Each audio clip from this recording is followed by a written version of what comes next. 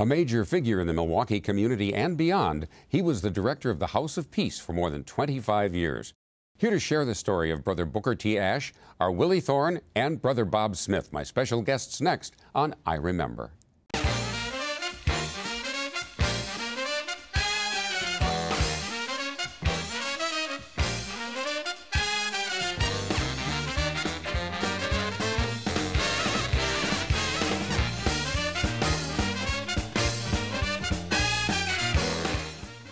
Hi, I'm Jim Peck. Welcome to I Remember. Joining me tonight to talk about Brother Booker T. Ashe is Willy Thorn, who's written a biography about the well-known humanitarian.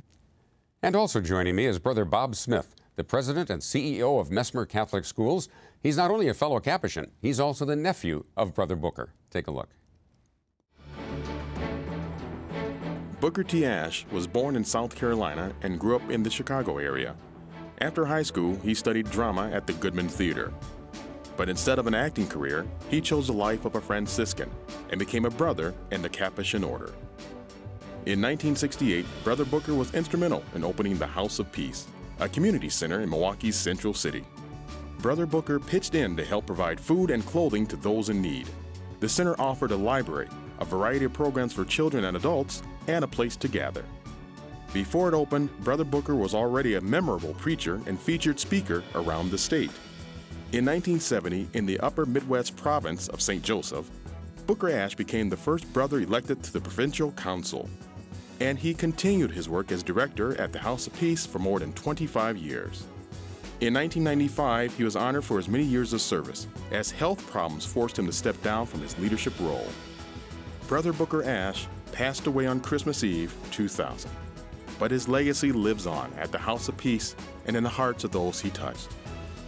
Including interviews with many who knew him, author Willy Thorn shares the story in his book, Brother Booker Ashe. It's amazing what the Lord can do. When I say Booker Ashe to you two, what's the first image that comes to mind? His smile. Booker had an infectious smile that engaged any human being he ever met, but that lit up any room he ever entered. Willy? Probably say Milwaukee. Really? Just what he meant to Milwaukee and everyone that he touched and knew there. I mean, it's kind of inseparable, I think. I go along with Brother Bob. To me, I get that immediate picture of that beaming face, and infectious is the best word for it. If Brother Booker had not become a religious, what do you think he might have done? Well, I think a couple things. One, he would have been a cook, actually a chef. Because he made art in a kitchen. He also would have either been on Broadway or on off-Broadway productions. He loved theater, he loved dancing, and he just loved the arts. So those are the two things he would have spent doing with his life. I'd throw maybe two more in. I think anything that had to do with preaching or public persona and speaking, just like a naturally gifted speaker. And also anything with fundraising. Yes. If you need a fundraiser, he's a man who could Oh, he was magic. take some money up. Yeah, absolutely. He could get money out of stones. He could. And that seems to run in the family. You're not just a fellow Capuchin, but you're his nephew. What was it like growing up around him? First of all, were you around him much when you were growing up? Well, we lived in Chicago for the most part, and we got to see Uncle Booker usually twice a year, Christmas and occasionally when we would drive up to Milwaukee. But being around him as we were growing up, he was larger than life. When he would come to Chicago, it was like a rock star, that even the kids in the neighborhood who didn't know him knew that there was something about him. When he would speak at a parish, I mean, people just flocked and knew about him. When we would come to Milwaukee, it was the same thing, whether it was during the Civil Rights Movement and meeting Father Grappi and others at St. Francis. We kind of always stood back on the sidelines, just kind of observing. And as a kid and later as a seminarian and then as a Capuchin, it really was pretty much the same thing. I kind of stood back, but as I got older, I started to learn and absorb a lot of the lessons of what Booker taught. Didn't he grow up in the Deep South when he was a little kid? Born down there, Yeah. South Carolina. He was In what? born, yes. Born down there, South Carolina. When did he come to Chicago? How old was he about? He Probably was a boy. Yeah, he was still a boy. They came from Columbia, South Carolina to Evanston with my grandmother, and then later moved into a house on the west side of Chicago, and that would have been in the late 60s. And ultimately, my family, my parents and 5 brothers and sisters lived downstairs, and then our grandmother, Booker's mother, lived upstairs. His father was killed fairly young, as I remember. Is that right? Yes.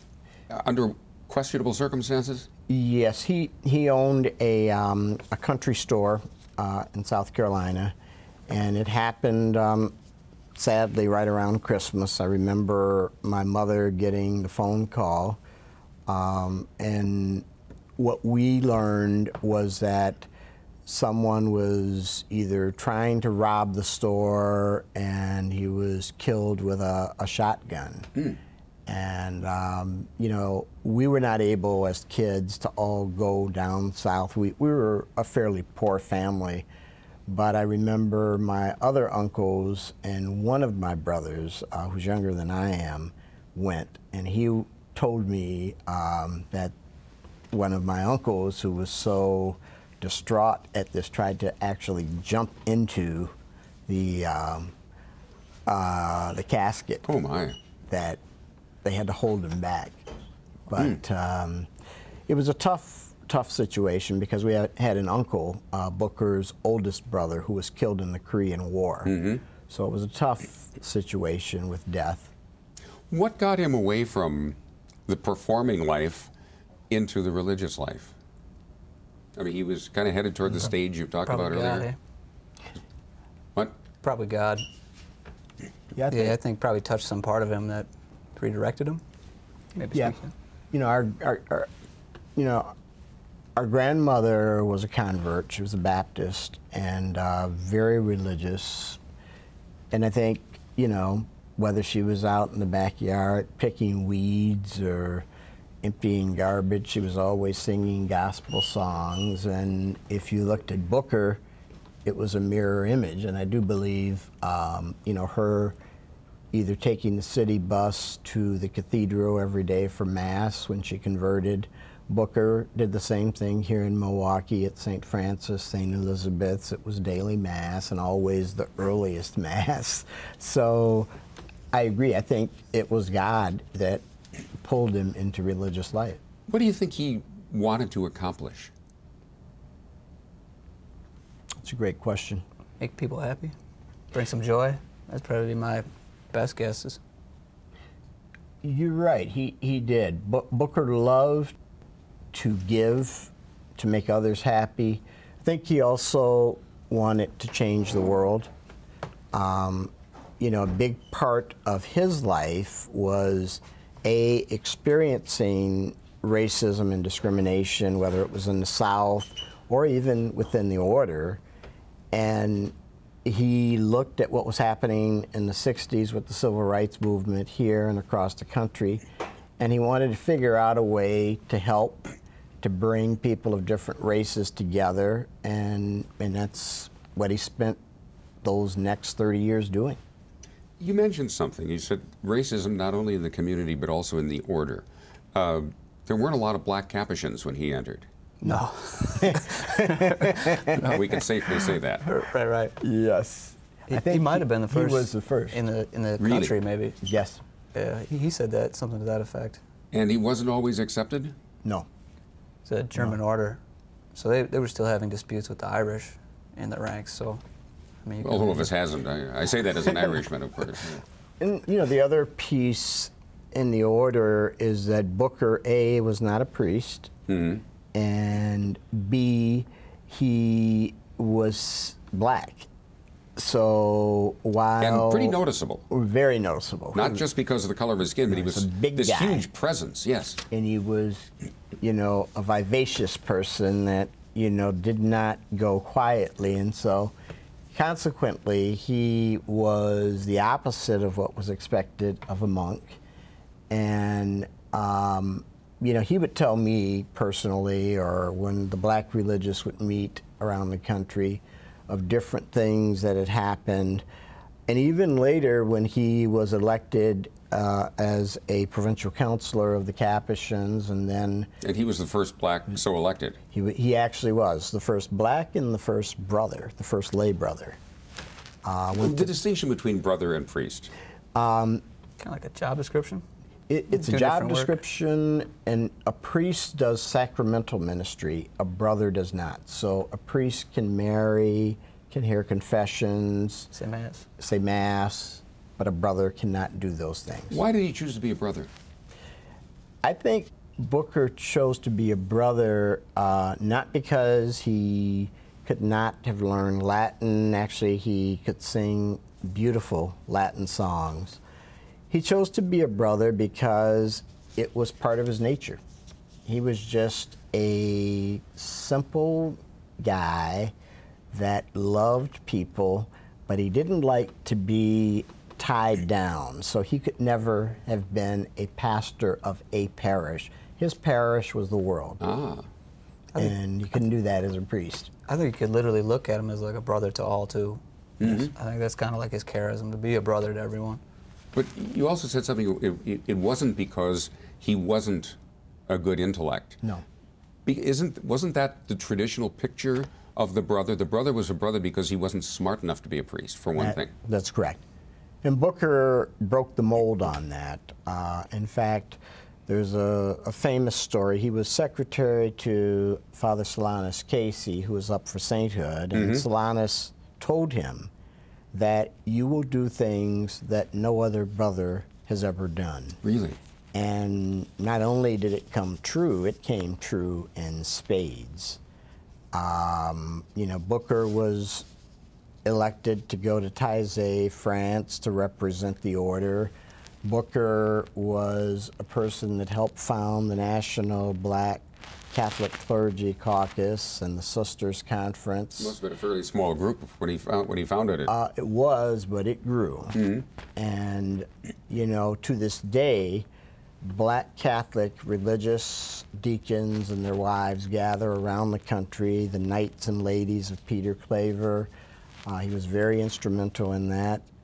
And then all of the other organizations in the city of Milwaukee that he had a hand in that very few people know about that still continue.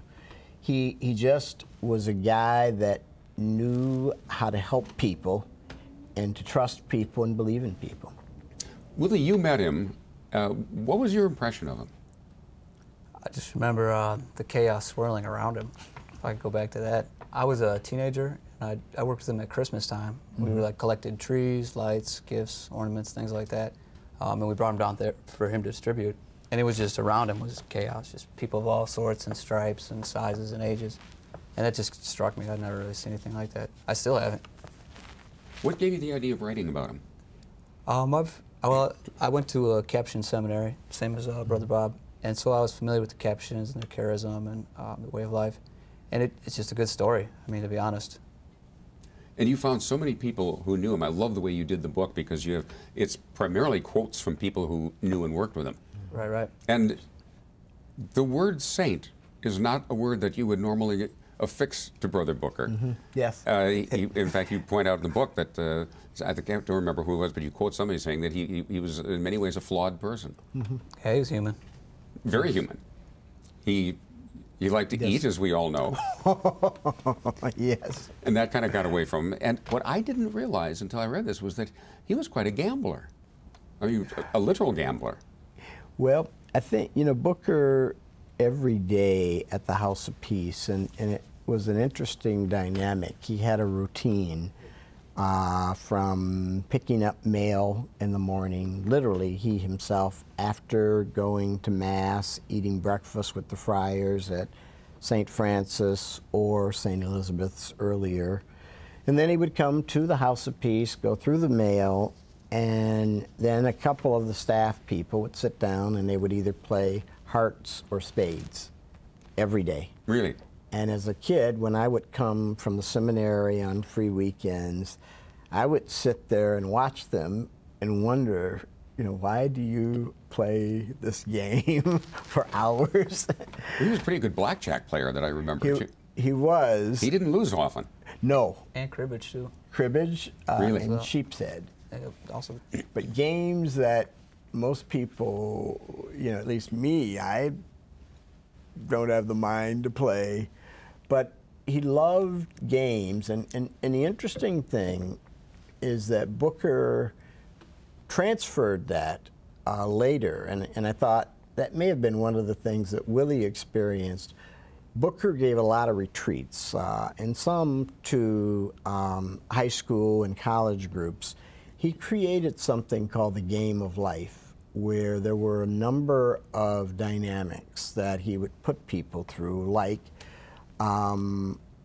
giving a group within the group lots of candy and food and money, but then giving the other group nothing, and saying to the first group, you can't give them anything for the entire retreat.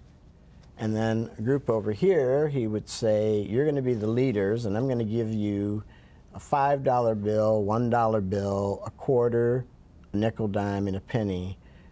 But you have to go over to this group, and you give each member of that group a piece of money that demonstrates their worth. But you can't tell them why you're doing it. And there were all of these different things going on. And I mean, you literally had wars because there were people who wanted the food, there were people who wanted the money. And then when the people found out, you know, who gave me the dime or the penny. But at the end of it, what he was trying to teach people was that this is the world we live in. Now, how do we get out of it? How do we share? How do we look at people, not judge them, not put value on them by money? And what do we want at the end of the day? He had a devious mind. He did. In a nice way. When did he come to Milwaukee, by the way? 60s, right after the riot. 67, I'd like to say. So he was not involved with the riots? Just after, or was he here when it went down? He was here. It was here, like right in there. Yeah, I think he came in 67, maybe 68. Father Matthew Gottschalk was with him.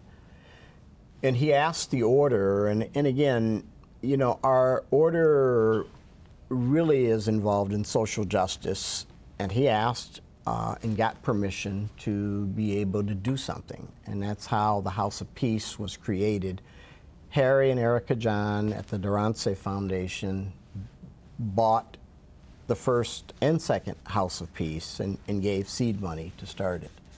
But it was a novel idea in the heart of the city, dealing at times with gang members, the commandos, Father Grappi, but also poverty, unemployment, education. It's funny, Bill, he and Father Grappi had the same goals. Yes. But they were such different people. I used to say, yes, Booker never frowned and Father Grappi never smiled. That's exactly right. Because I think Father Grappi was always concerned that he wouldn't be taken seriously.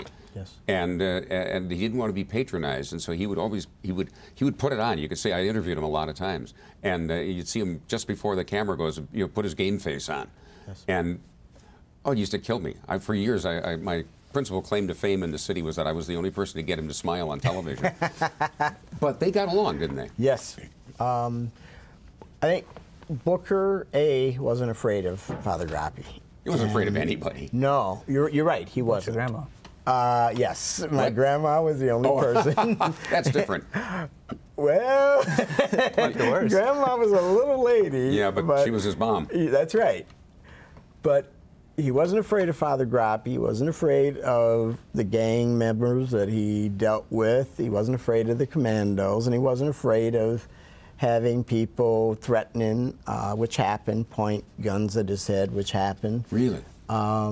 Somehow, death was not in the picture although he knew he would die. But I think the other thing is that he saw what Father Grappi was trying to do and the passion. And so St. Francis became the home for that. And he was also a person who was able, away from the cameras and, you know, all the media rhetoric, to say, look, Jim, tone it down, because you're going to get these kids killed or you're going to start another riot. Now, none of that ever hit the media. No, interesting. It's the first time I've ever heard anyone say that. And he did it with a lot of people. A lot of politicians, a lot of business leaders, and a lot of religious leaders. It's more effective than rhetoric in the media, if you think about it. Well, and I knew Father Grappi pretty well, and I knew a lot of the commandos, and they were very serious guys. Oh, yes. I mean, you broached them at your risk. That's right. They didn't suffer fools well. No. The House of Peace, and what was the initial mission? I think the initial mission, as he stated, was just to go find needs. He knew it was a neighborhood that was in crisis and facing a lot of challenges, and so he just went out first before he even opened anything. Went door to door, you know, neighborhood association to neighborhood association, church to church, and said, what do you need? You know, and then went back, and I think the mission changed a lot in the early years too, as needs changed and people came and different resources appeared. And Brother Booker's best friend was Father Matthew Gottschalk, Yes. who still is at the House of Great Peace. guy. He really is. And Matt was the brains. He's a scholar, sociologist, historian, and Booker leaned on Matt for balance when he himself wanted to be very aggressive in this way or that way, but also for some of the things that Willy just said, you know, in terms of, you know, how do we put some order to this? Because when Willy talked about being at the House of Peace at Christmas and there was all this chaos, that's the way Booker operated. Matthew operated with order. And they were opposites, but best friends. Well, I think of the three of them. You throw in Father Grappi in there. Yes. And very individual people, and very different people, and yet all working for the same goal, and all effective in different ways. Yes, that's exactly right. Is the House of Peace still going strong, by the way? Oh, it's better than ever. Really? They recently completed about a $6 million capital campaign, and if Booker were alive today, I think looking at a lot of the new programs, the Marquette Law School is involved, you have the UWM School of Nursing, you have a cancer clinic in the basement, you have social workers, which were there when Booker was there, you have the youth program with teens, the choir, the Heritage Chorale. You still have it as a place that pretty much any group in the community can come to meet. It's neutral ground. There's an NPS support group of kids that are at risk that come and meet there.